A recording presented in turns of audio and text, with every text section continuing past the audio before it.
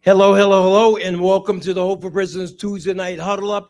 I am John Ponder, founder and CEO of Hope for Prisoners, and we are so grateful and honored to have you join us here tonight. And you guys are in for an absolute treat this evening with our special guest speaker here tonight. But want to say hello first to our family and friends that's gathered here in the Hope for Prisoners Billy Walters Center for Second Chances. Can you guys give yourselves a big, gigantic round of applause? Also want to give a shout out to the Inside and Nevada Department of Corrections, Casa Grande Transitional Facility, our females out at Gene Camp, and our men out at Southern Desert Correctional Facility. Can we give them a gigantic round of applause? Also want to give a big shout out to our friends over in the Clark County Detention Center. Those of you who are joining us all over the nation over Zoom, and then the Hope for Prisoners Facebook Live page and LinkedIn. Thank you guys so much for joining us tonight. Can we give them a big, gigantic round of applause? Well, you guys are in for such a special treat tonight. I want to make sure that everybody has your notepads and your pens. As we're speaking with our speaker, you're going to jot down some things that you want to have him address during the Q&A, and then he also has a little assignment for you. But what we're going to do first, we want to open up to any testimonies that anybody might have. Something that magnificent happened in your life, and it could be you've gotten a job, or some people may be celebrating sobriety. We really want to celebrate that, so we want to open it up here. We want to open it up inside Nevada Department of Corrections. Just make your way up to the camera, slip up your hand, and one of the staff members is going to be able to assist. If you're on Facebook Live, just drop that comment inside the chat, and Chad is monitoring that chat, so we can open it up here in this room for the popcorn testimonies of something that somebody might have. Come on up, man. Come on up. Come on up. Give him a bigger hand than that, man. I'm doing good. How are you? Great. All right. What is that popcorn testimony you'd like to share? Look over there in the camera, because I'm about to make you famous. Well, my vivid vision, I wrote it, and it's really good. It's close. What you put on that vivid vision? Well, job, my son, he's in my life. Okay. My baby, I'm a 10-year-old. Man, that is outstanding. Give him a hand for that. God bless. God bless you too, man. Family reunification is so important right here in the room or inside Nevada Department of Corrections. Give me 1 second. Let's go inside Nevada Department of Corrections. Please step up. Tell us your name and what is that that testimony you'd like to share. Hi, John. Hey, Darbs. I'm sorry. Hi, Miss Buckley. Actually, it's not us. We have nobody right now. So it'd be Jean. It looks like Jean has their hand up. All right, let's step over to Gene Conservation Camp. Step up. Tell us your name and what is that testimony you'd like to share with us? We're here. My name is Miko. Hi, Miko. Hello. And I was accepted to the 184 program, and I'll leave Thursday morning. Oh, give a hand. Congratulations. Congratulations. Thank you so much for sharing that. We're going to come here to the Billy Walters Center for Second Chances. Please step up. Come on and share. You got some exciting news for us? Yes. All right, tell us. Look over in the camera and tell us what that is. I just hit 6 months sober, and I'm about to start school. Oh, that is so awesome. So awesome. You said you're going to be starting school. Where are you starting school at? Oh, that is so awesome. Western Nevada College. So super proud of you. Is anyone else going once? Come on up, man. Come on up. Tell us your name. But that guy looked like he's still working out, like he's still in the yard getting down, huh? Hey, my name is Mike DiVicino, and I'm getting ready to be out for 5 years now, John. Yeah. I went away in my 20s, came out at nearly the age of 60. Going on 5 years, nothing's impossible. We set our sights, we stick to it. Don't go back to the old crowd, and I'm going to call out a couple youngsters back there. Carlos, sorry to do this to you. Come on. Come on up, Carlos. Come on up. Give it up. Yes. Yes, yes, yes. Carlos was one of my youngsters when we were inside together. Carlos, I know this is very uncomfortable for you. Please share how old you were when you went away and how long you were gone. I went in when I was 16 years old. Now I'm 45. I just came home like close to 2 years ago. Let's go. Man, give him a hand, man. That is so awesome. Junior, come on. Yeah. Come on, Junior. And Carlos, you're working now. Everything all good? I'm good. All right. Where you working at? I'm working at Impact XM, and Okay. I'm about to hopefully, to start college soon. Man, that's And what I'm talking I about. just wanna say thank you to Darby, Yep. to Caroline, Okay. to you, Yes. to everybody in Hope for Prisoners, and thank you for the support. I really appreciate it. Man, keep fighting the fight. Keep fighting the fight, Carlos. Come on up. Tell us your name. Certified. Tell him, man. Okay. I just want to thank you too. I just got certified as a welder Oh, that is so awesome. 2 weeks ago, and I got out 3 months ago. The 18 years, I was 19. I'm 38. Yeah, so it's good. Man, that is so awesome. So very proud of you, man. Good job, man. Give these guys a hand, man. We just love the testimonies like this. Was it somebody inside Nevada Department of Corrections? Please step up. Tell us your name. Hey. Just stand up. My name's David Turnbull, right? 125-1758. So I just got an open bed to Casa Grande. So now I'm just waiting on Casa Grande. So I'm on my way to Casa Grande. Thank you. There we go. Good job. Give him a hand for that. Give him a hand for that. Give him a hand for that. Hey, listen, we're going to cut the testimonies off. But before we do, I got a little treat for the guys out in Southern Desert. Inside that 120 bed unit. Would you step up there and say hello to everybody out there? Whoa, you look at camera. He's here. Hey, Southern Desert, I just want to say what's up, man. Shout out to 12A. Shout out to everybody in the front row, back row, all the way to the end. Yeah. I appreciate y'all, man. I'm here at Hope for Prisoners doing the workshop, trying to give me a job, doing everything I said I was going to do, man. Y'all stay motivated, stay doing what y'all said I was going to do. Keep y'all head up. Yeah, that's right. That's right. That's right. That's what that prison to community pipeline looks like. Man, that was some good stuff, wasn't it?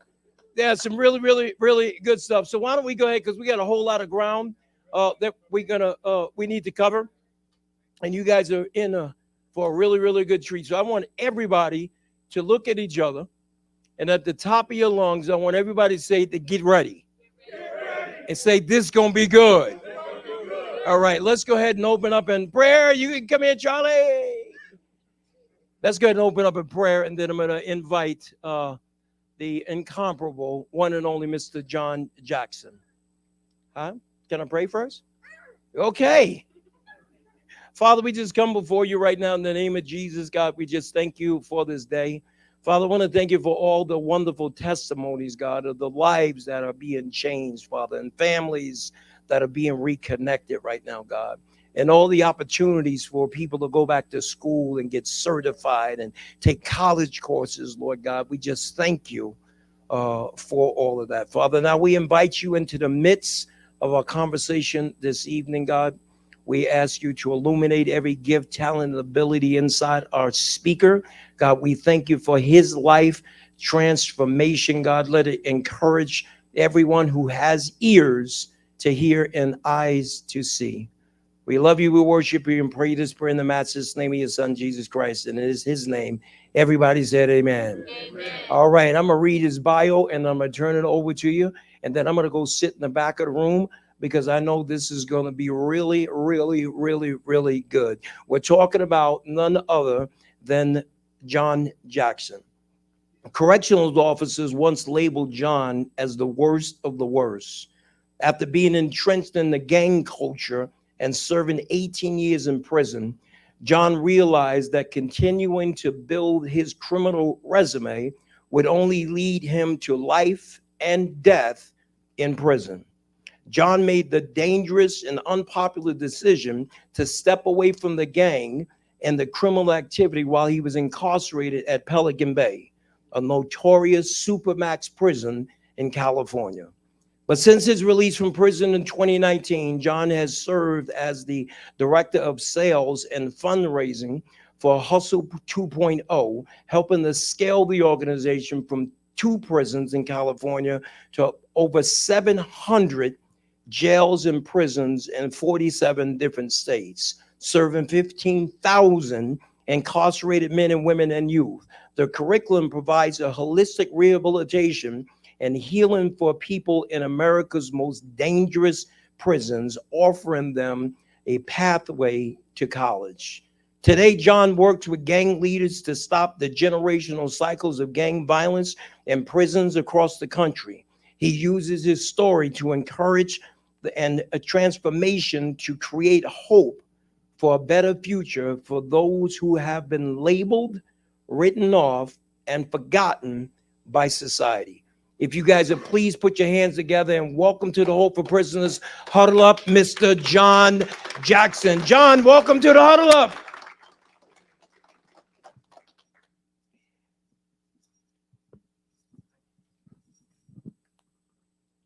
I think you're on mute, John.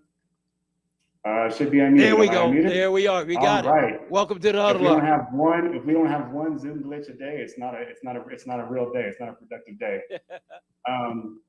Thank you very much for that introduction. I just want to start off by saying to all of the facilities and all of you who are here, I absolutely love your energy. I've had the privilege of getting to talk to a lot of people who are incarcerated, visit a lot of prisons, and I don't see that many from the jump who are clapping, getting up, sharing their stories. So you all, John, you're doing something right with these, with you all, and you are the ones doing the hard work. You're the ones making the change in your life. I feel really grateful to be here right now.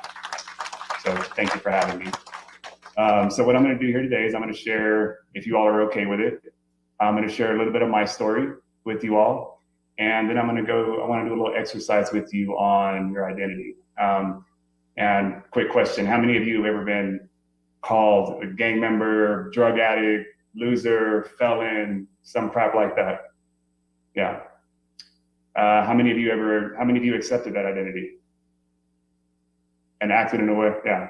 So what I want to do towards the end of today is I want to get you all to identify who you really are. How many of you are great mothers, fathers, brothers? Right? You're more than just the labels that people have placed on us and that we accepted. All right? Is that all right? Everybody good with that? Yeah? Awesome. All right, I'll start off sharing my story. The last memory that I have of my mother when I was 11 years old, is when she kissed me, tucked me into bed, and she went to work the graveyard shift as a waitress at Denny's. The next morning on my way to school, I saw my mom's car parked on the side of the road, and it turns out that was my mom's murder scene. She had been beaten to death. Again, I was 11 years old.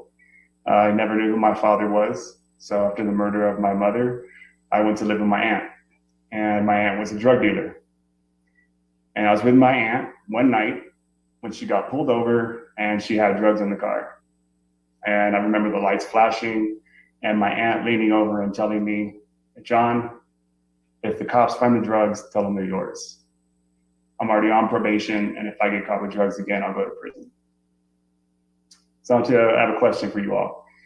I want you to imagine that it's you. You're 17 years old. You're in the car with your aunt or your mom, your dad, and they ask you to take the drug charge. How many of you would do it?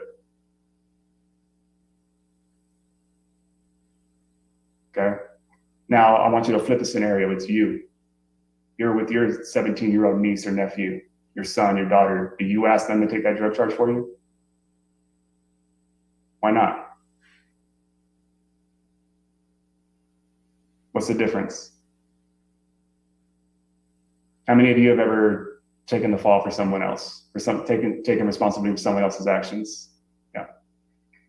How many of you did that today? How many of you, if you got out today, like we pick you up, your homeboy picks you up, gets pulled over, got drugs in the car, and he's like, who is that? Nico. Nico, you're going to this program, right? You said you're getting into the 180 program. They pick you up, Nico, you're going there. Do you take the drug charge? They're like, Nico, I got these drugs in the car. I don't want to go back. How many of you would take a drug charge today for someone else after you just got out? I love it. I don't see a single hand in the air. I love that. Y'all value that. That tells me the value and the self-worth you have for yourself and the respect that you have for yourselves, and you value and honor your freedom. I love that. I was 17. I lost my mother. I didn't want to lose my aunt. So when the cops found the drugs, I told them they were mine. And my aunt watched as her 17-year-old nephew was handcuffed and placed in the back of a cop car. That was my first time ever being arrested. Shortly after that, I was released. My aunt knew that it was my first time being arrested. I would be given a slap on the wrist and released, and sure enough, I was. I was released about 2 weeks later. But my aunt gave me exactly what I needed. She praised me. She said, "This is what you do for family. You protect your family." She was supposed to be the one protecting me. How many of you believe that she was supposed to be the one protecting her 17-year-old nephew, not the other way around? Yeah. So after that, I was all in for the criminal lifestyle. Before the end of that year, I committed 4 aggravated robberies and a total of 7 violent felonies. And at 17 years old, I was on my way to a maximum security prison in California. So another question for you all, to raise your hand. How many of you have these skills resonate with you? You're a strong leader. You have strong leadership skills. You're a natural born hustler. How many of you have started your own business? It could be any legal business, doesn't have to be a legal one. Selling drugs counts, that's a business. Yeah, you're natural born hustlers. You can figure anything out. You're a fast learner. Any of that? Great. So I know that I have all of these skills, and those skills are also very valuable in gang life. So once I got to prison, I joined one of the largest prison gangs just about immediately. I misused my leadership skills. I misused all of my skills for a very long time. My choice to engage in gang and criminal activity resulted in me doing 4 years in solitary confinement. And eventually I was sent to a supermax prison in California called Pelican Bay State Prison, where they housed some of the country's top gang leaders. And when I got there, I thought, oh crap, what did I do? But I knew what I'd done. I'd earned my way there through my gang and criminal activity. But it was during my last term in solitary confinement when I decided to change my life. I was supposed to be going home. It was a day before my 33rd birthday. I was supposed to be getting out on my birthday.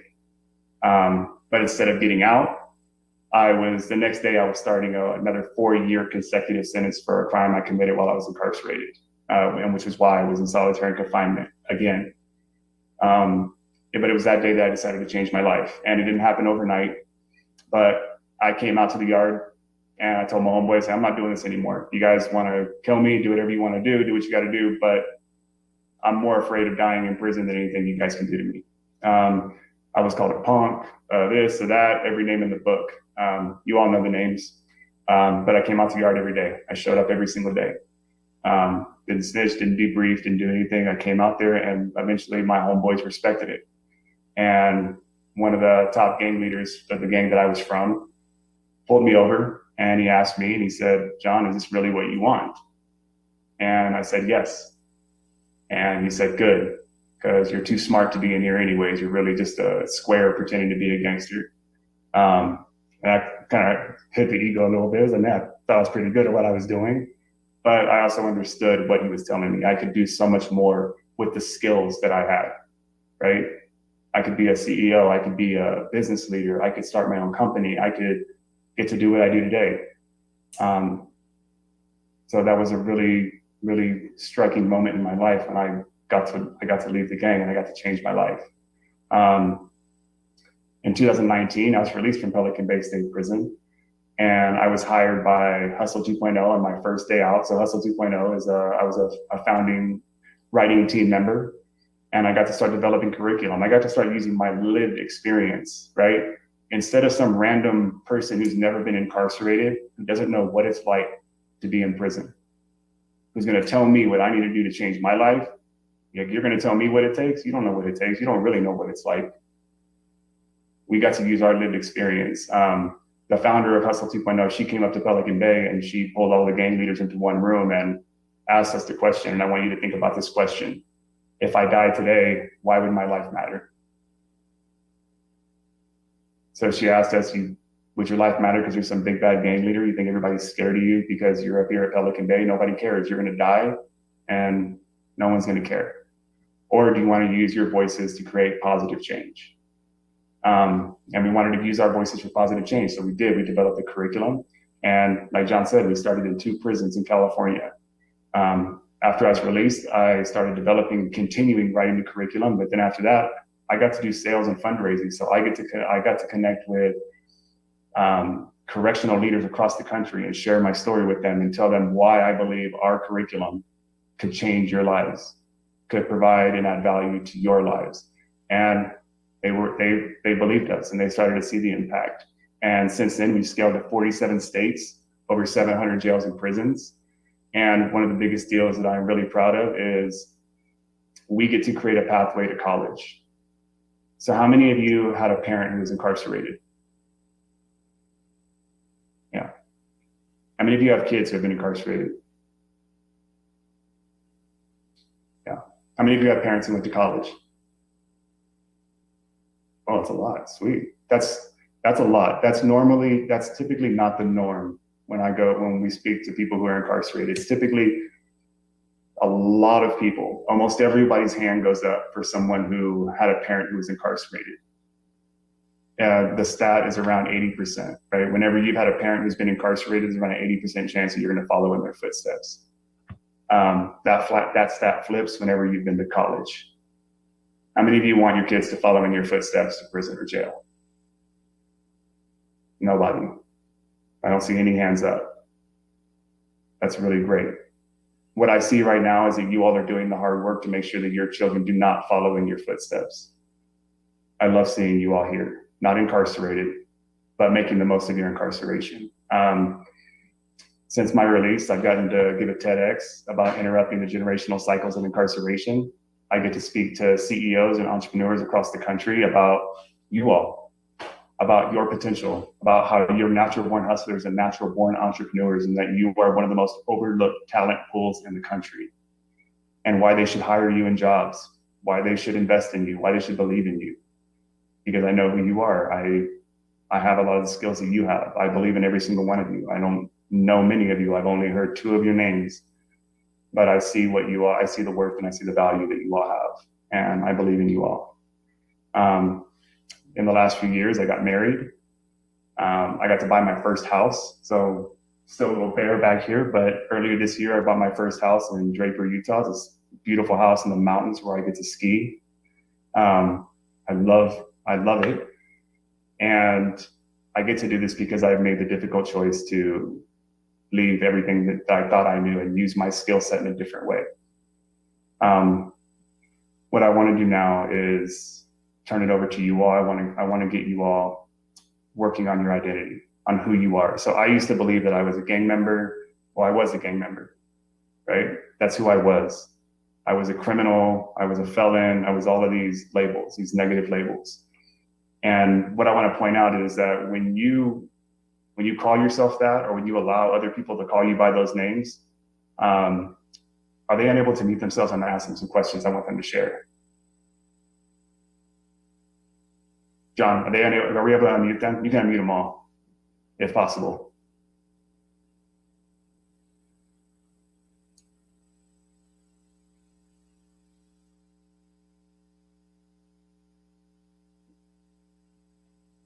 Yeah, John. So Darby's at one of the facilities. Darby, if you need to unmute, you can there we go. Yes, there we go. It. Yes. All right, we're at Southern Desert. Great. You right up front.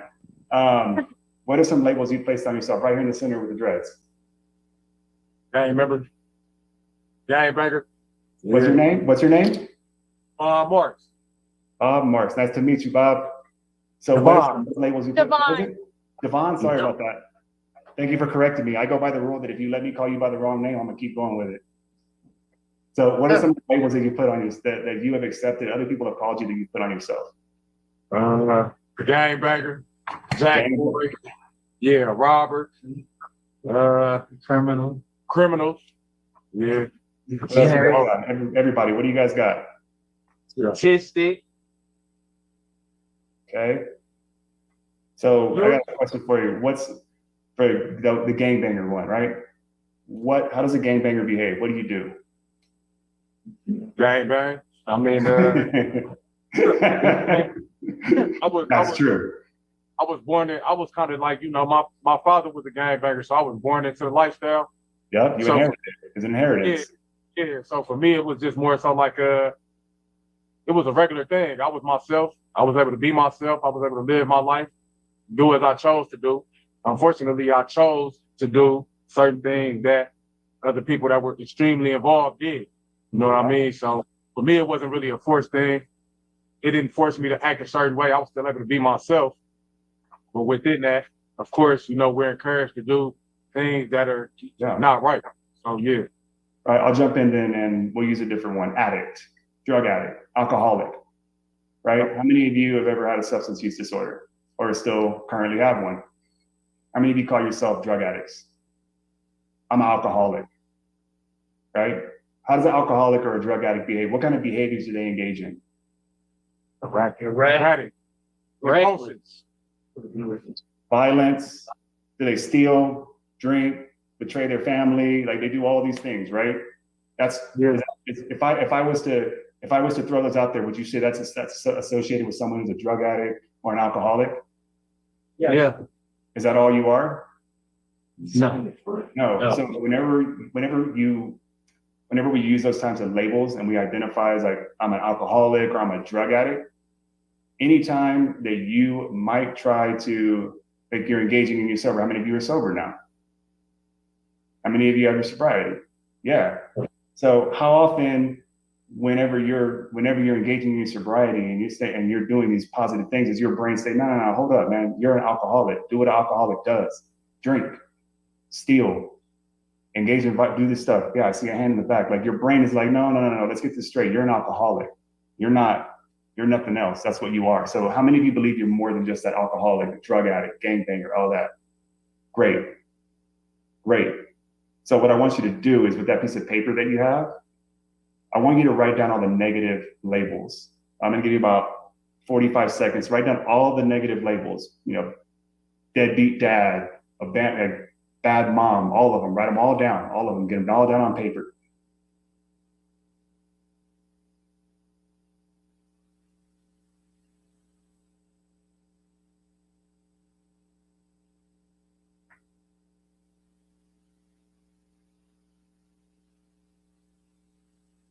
About 10 more seconds.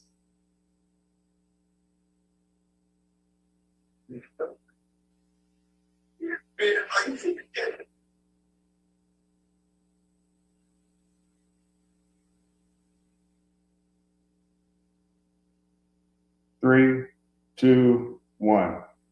Great job. Anybody want to share some of those, like some of what they wrote down that can talk, that has their mic unmiked? George, you can share too if you want, please. What do you guys got over here in SDCC? What do you guys got? Or I see, yeah. Anyone want to share what some of theirs are? And when you stand up, tell us your name, please.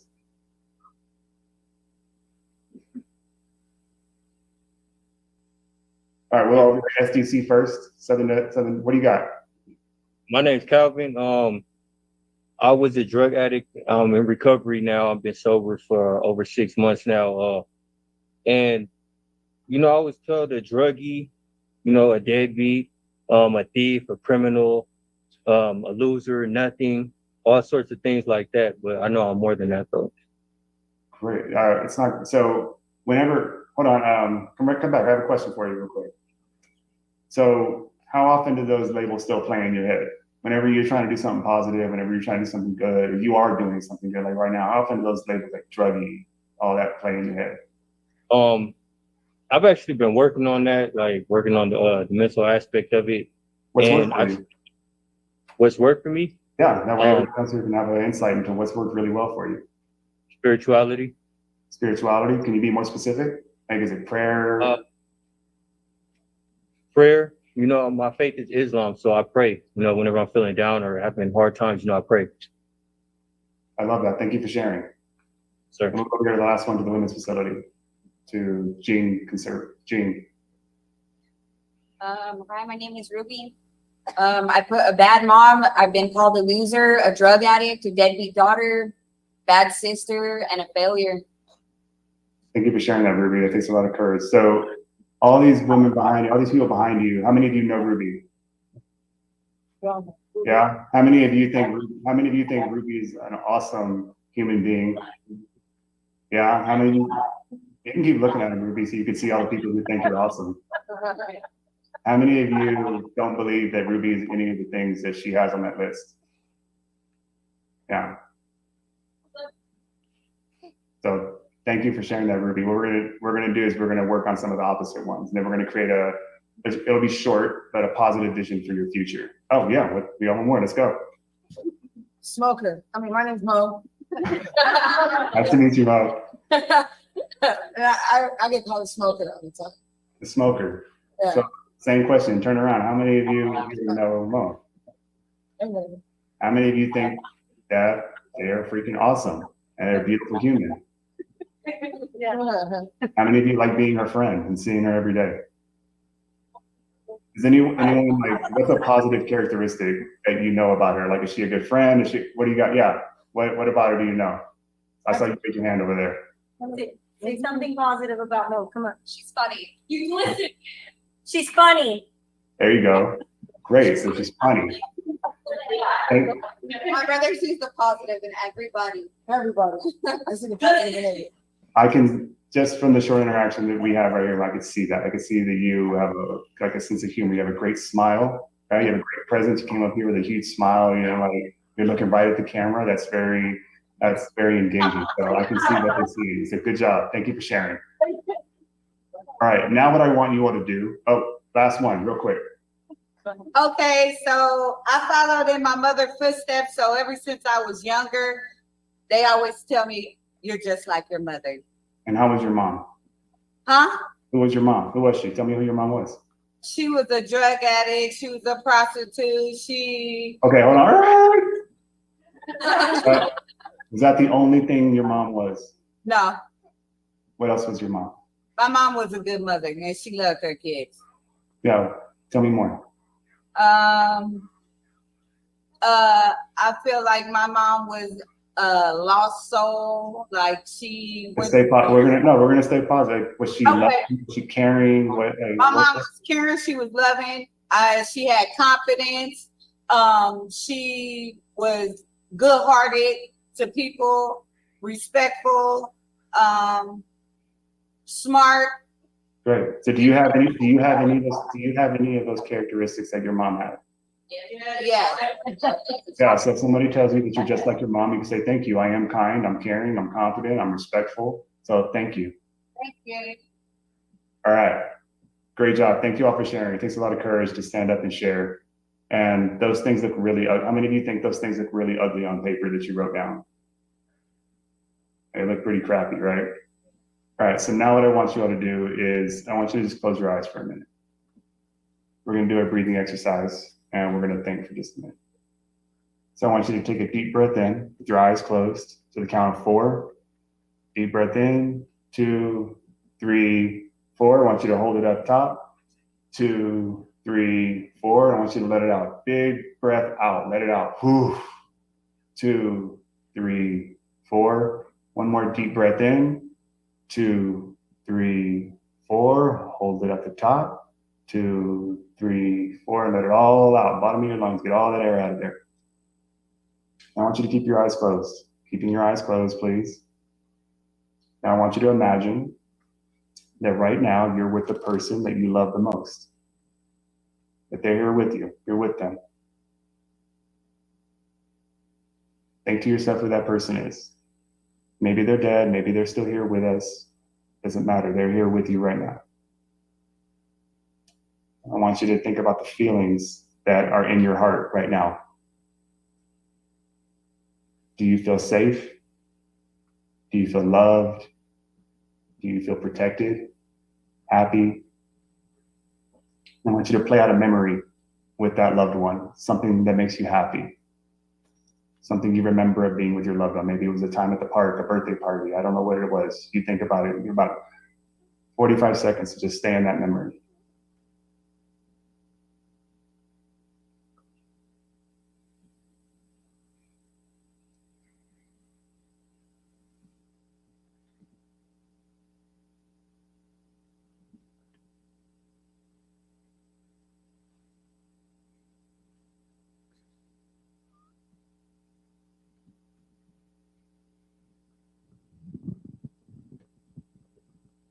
Great. Just take another deep breath.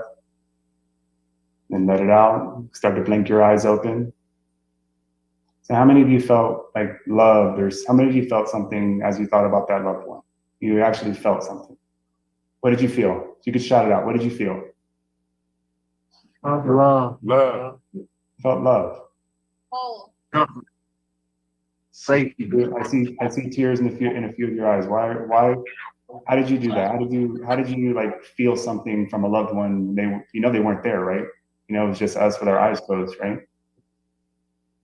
It's like the reason why I like doing that too is it puts us in a different space. How many of you feel like you're in a different space right now than you were right before we started? Maybe you feel a little softer, right? So the point of that, one of the points of that exercise is that just like you can create positive feelings of love, safety, and care, you can also create negative ones, right? You're in control of the feelings and the emotions that you create.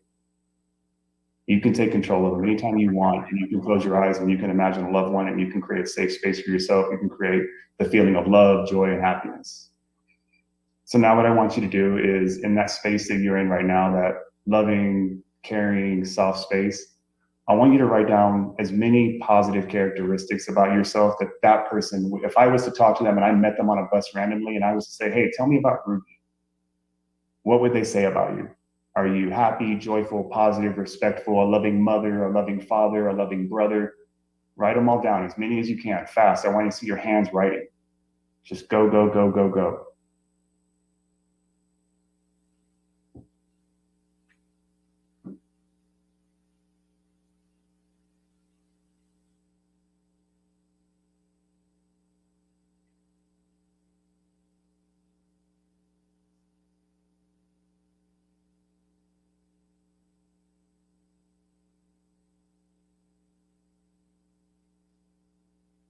About 5 more seconds. Write them down, write them down, write them down.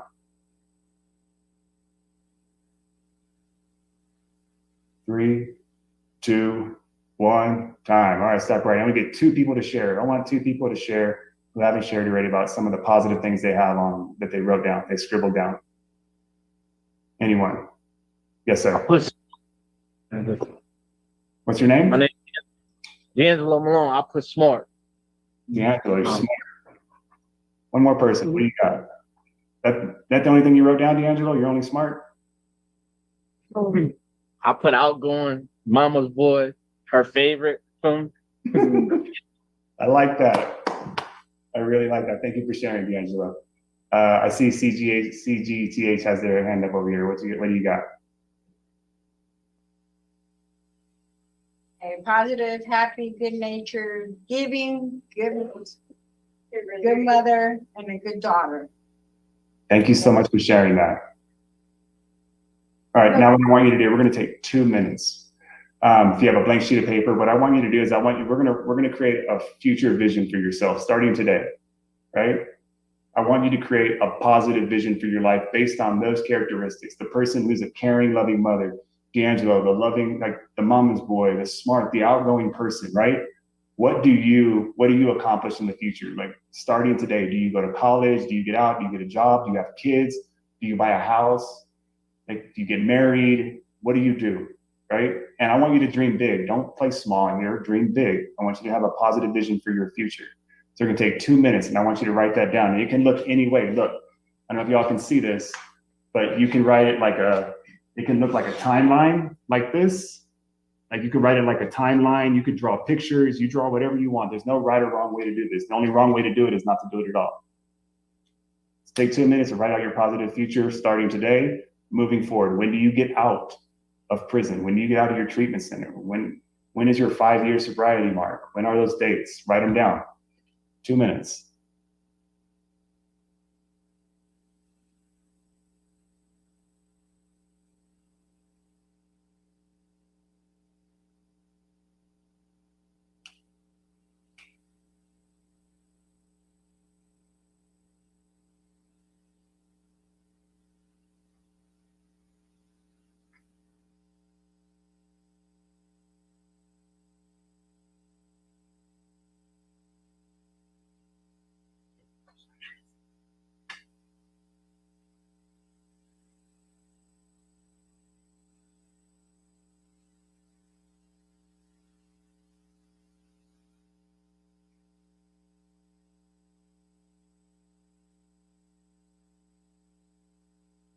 I see some people not writing. You not have positive visions for your future?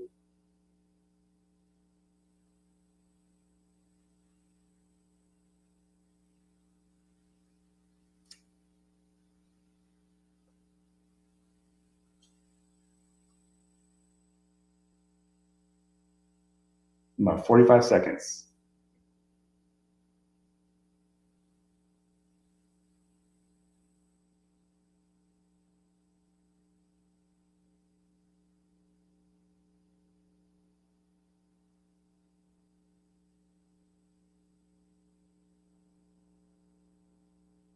Three, two, one, time. Thank you all for those who participated. And it takes a lot of courage and a lot of vulnerability to share out to write out a positive vision for yourself of your future. Sometimes that can be hard to see. How many of you over the past, since your incarceration, would ever thought you might not have a vision for your future, didn't have a vision for your future? Yeah.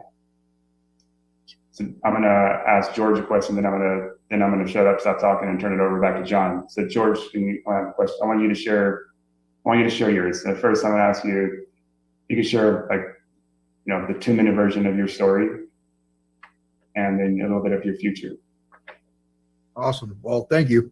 My name is George Nolan. I did 17 years in the Arizona Department of Corrections. I got out in April, and almost every single name that was said today, I believed about myself for a really long time. In 2018 or so, I got my rights read to me while I was still incarcerated, and I didn't know what I was doing. It was kind of an epiphany for me. Like, why do I continue to do this? So I wanted to be better. I didn't know what that was. I just started doing things a little bit different. I started reading, hanging out with different people, and I completely changed my life. I got very heavy into recovery and personal development. I started having meaningful conversations instead of talking about rims and whatever else it is we talk about in men's prisons. And I started thinking differently about myself. I started valuing myself. I started valuing my time. I started valuing my conversations. And I started writing my goals down. You guys can't see it behind me, but I still have a board up here. This is in my apartment, home, on the streets. I still have a board with a checklist that I use every single day. It gives me direction. It keeps me moving forward. I got introduced to the Hustle program about shortly after that, 2019, 20, somewhere around there. And I loved it. I brought it across 3 different yards with me. And now out of prison, I just got out in April. I have my own apartment. I bought a car. I took a personal loan out from the bank so I could start building my credit. I have a full-time job with Hustle, which I actually just started yesterday. And but I've been working full-time up until now as well. Thank you. I'll be doing sales with the Hustle team. I absolutely love it. And I also own my own business. I told you guys I got out in April, and guess what? I've already brought in $12,000 in my own business, doing personal development for people that are getting out in situations similar to the ones we've been in, learning personal development skills. So when people put limits on you and tell you what you can't do, those are their limits. They're not yours. The only limits we have are the ones we decide we have for ourselves. Do the work. Thank you guys for your time, and girls. Thank you, George. George, thank you so much for sharing. I met George. George sent us, I got connected with George because him and an officer in Arizona sent us a letter to our office in SL 2.0, and I couldn't believe that an officer and an incarcerated person were teaming up like this to send, asking for program. And after that, they helped us spread Hustle 2.0 to every facility in Arizona. So all of you, like whatever you think you're capable of, you're capable of a lot more. I know what you all are capable of. It is a lot. You all can come out here. You can start your own businesses. You can find meaningful employment. You can change people's lives, and you already are. You're changing your own, and you're impacting the people around you. I'm really grateful for the opportunity to share with you all, to bringing us here. This is your space. You invited us here, and you welcomed us. Your energy has been awesome. You were engaging. You stood up. You shared. I saw your hands writing, your hands moving. What I want you to do is I want you to take that vision that you wrote. I want you to get it on a bigger piece of paper, and I want you to write a huge BHAG, a big, hairy, audacious goal for your future that like somebody would be like, "You're crazy. You can't do that." I'd be like, "Yeah, watch me." Right? That's what I want. And when you get out, I want you to reach out to me, George, John, all you people who are supporting you, because we want to help support you in hitting those goals. Because I know you guys can do it. All right. Thank you. John Jackson and George Nolan, can we give them a gigantic round of applause? Man, was that good. We could probably take another 2 hours of this right here. My goodness. So this is what we're going to do. We're going to open it up. We're going to open it up to questions, comments, something that John Jackson or George Nolan dropped in this room that kind of resonated with you, or something that you want to give them the opportunity to expound on. We're going to open it up here. We're going to open it up to inside Nevada Department of Corrections. You watch it Facebook Live. It was something that John Jackson had shared with you, or George Nolan. Make sure you drop it into the chat, and Chad is monitoring that chat. So we'll open it up for questions, comments. We're going to make our way into the back of the room here at the Hope for Prisons Billy Walters Center for Second Chances. I need you to look at the camera right there. And what is that question or comment that you might have for John or George? John, the thing I got most about that is this, like you said, being a gang member all your life, that you think that's what you are. But like you said, that ain't that the person that you are is inside of you. But like I tell my youngster all the time, and I try to show people that ain't who you are. You show people different.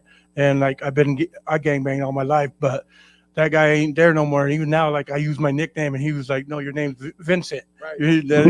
That's God. You're a different dude now." That's so, right. But I mean, we help each other. But you mean just everything he said came real. Wow, that is so good. Give him a hand for that. Give him a hand for that. John, you can certainly respond to that, or we can go on to the next. A comment on that real quick, John. Yes, please. A comment on that, what you said about so I'm not proud of what I did as a gang member, like the harm and the violence I caused, but I got so much value from it, right? The discipline, the skills, the structure, like the hustle that I got from it. I got it because of being a gang member. It gave me a ton of value. So I took all the best of that. I take all the great stuff that I got from my time of incarceration. I encourage you all to do the same. Don't just throw it all away and be like, it was all bad, it's all terrible. Take the great stuff from it. Leave the rest. That is so good. Give John a hand for that, please. Any other questions or comments here inside? We're going to be here at the Billy Walters Center for Second Chances. If you step up and look at the camera over there, and what is that question or comment you might have?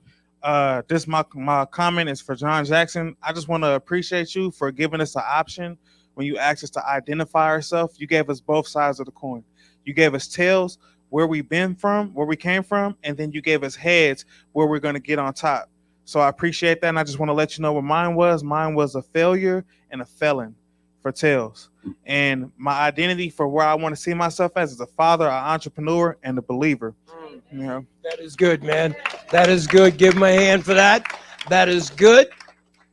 That is so good. Inside the headquarters here, we're gonna make our way up to the back of the room. Come on, Nevada Department of Corrections. Where you guys at? Mike, I'm over here getting my cardio, man. That's how I say so. Yeah, if you would just stand up, look over into the camera over there, and what is that question or comment you might have? How do you stay motivated after a long or many times of defeated or failure? How do you stay motivated? Great question.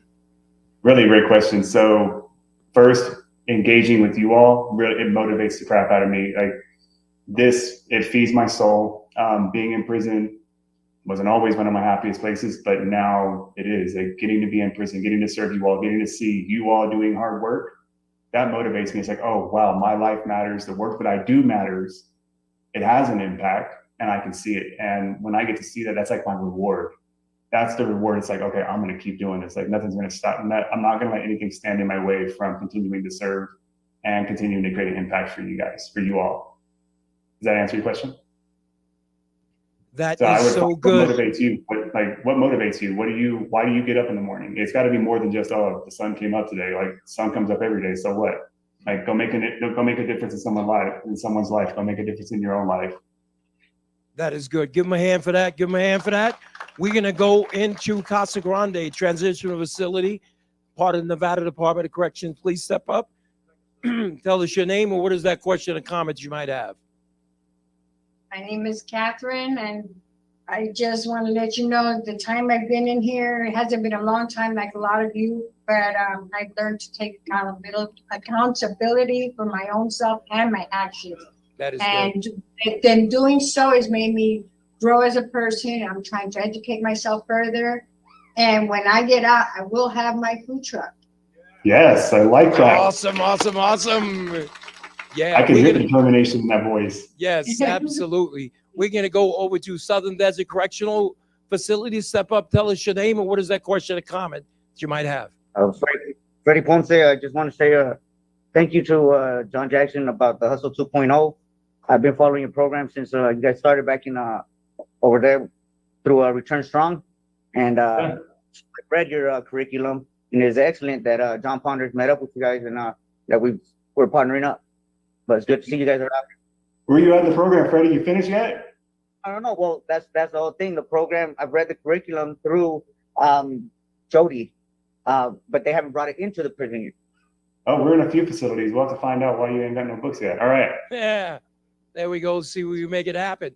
Gene Conservation Camp, please step up, tell us your name, and what is that question or comment that you might have for John or George? Hey, I'm Jesse, and John, I was wondering, how can we get Hustle 2.0 out here at Gene Conservation Camp? So that is a great question. And I don't know if y'all have a CRM or what your like education person there is, what that person is there. No, I see some back there. How about I connect with John and we'll figure that out? Yeah, we will certainly figure that out. Give him a hand for that. Give her a hand for that. Thank you so very, very much. We still have a few more minutes before we get to the top of the hour. And I'm going to make my way over here, get my cardio in. I'm sorry about that. Step up. I love your energy, John. You're getting cardio for sure. Yes, look at the camera over there. What is that question or comment you might have for John? Okay, so my name is Ashley, and I have a question for you. How do you break the generational curse? Because right now I'm a drug addict in recovery, and I'm having issues with my kids. So how do we break this curse? That's my question. So I would say first off, it's language. You're not a drug. You're not. I know different programs teach different things, but my belief is that language matters a lot. Yes. First off, you call yourself a drug addict. That's, to me, I don't agree with that. You're a person who has a substance use disorder, and it matters a lot. The Yes. language really matters. That's the first step, is changing your language around how you talk to yourself. The next part is you're doing the hard work, right? Where'd Ashley go? Stand up, Ash. Look at the camera. I would say you're doing a lot of what it takes. What have you done so far, right? You earned your way into this position where you're at right now in this program, right? Was it given to you? No, you earned your way here. So you have kids? 2? I can read your lips a little bit. It sounded like you said 2. 2? Yeah, so you're setting a positive example for them right now, and that's what they need. There's the founder of Hustle 2.0, what I heard her say is that never seen a program work there's no program in the world that works better than a parent who's at home with their kids and showing their kids how it's supposed to be, how to act, how to behave, and doing positive things.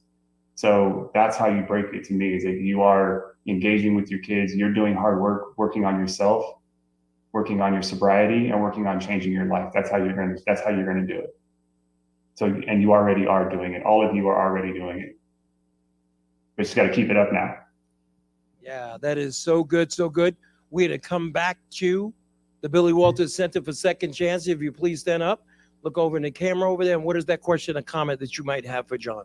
Hello, my name is Marely Hernandez. I have a comment for John. I just like to hear that there's like so many good skills that you can use and really use them into putting you somewhere where you really want to be. As of right now, like being here in the Hope for Second Chances program, like giving the opportunity to have my freedom and to use my skills to do something that I really want to do and where I really want to be is really thankful. And to hear that from other people is amazing. Thank you. That is awesome. That is awesome. I want to say to you, John, thank you. You're giving everyone here the opportunity to transfer that skill set and to see their potential. So please, everyone, give John a huge round of applause for making this possible. And John, thank you so much for that. You know, one of the things that we always talk about, right, that there are some gifts, and I heard John say this, right? When we were in the streets and we were doing the wrong thing, there was some top qualities inside of us, right? We hustled, right? We were focused, we were determined, right, to go get high, whatever the case may be. So the gift is already in us. And all we need to do is be able to transfer that onto the best endeavor. So, John, thank you so very, very much for showing up here tonight. I'm going to connect with you offline to see what we need to do to bring Hustle 2.0 into Nevada Department of Corrections. Would love to have that conversation. George, thank you so very, very much. I'm going to get your contact information from John because I think that you would be ideal. How many people will want to see George Nolan at a Tuesday night huddle up in the future? Yeah. Thank you so very, very much. We're at the top of the hour. I want to extend to everyone an invitation to our next Hope for Prisoners graduation ceremony. It is going to be Friday, July 19th, over at the headquarters of the Las Vegas Metropolitan Police Department at 4:30 p.m. We have 46 men and women who are going to be graduating, who are going to be back out in the community that will be fighting for a second chance. So, yes, we're excited. Please make sure you come out and show your support. We're going to sign off from now from the Tuesday Night Huddle Up. I want to say good night to everyone inside Nevada Department of Corrections. Can we give them another gigantic round of applause? I love the way that you guys were engaged. I want to say good night to everyone on the Hope for Prisons Facebook Live who is viewing on our LinkedIn page. And then last but not least, John, God bless you. Thank you so much for sharing your time with us. And George Nolan, we will certainly be in touch. Good night, everyone. God bless you. And